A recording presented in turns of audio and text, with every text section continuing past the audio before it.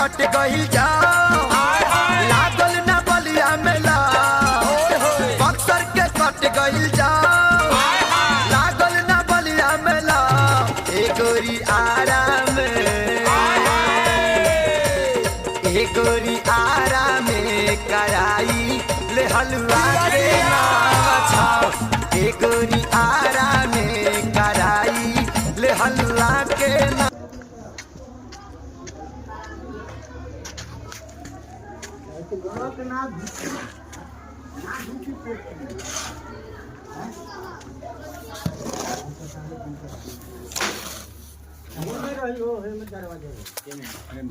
क्या कहता हसन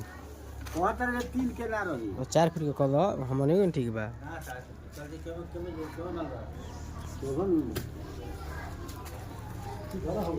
खाली आराम होता खाली आराम आराम होता है लिया के ढोक के धइले बनी होने ढोक के धइले बनी हो में धइले बनी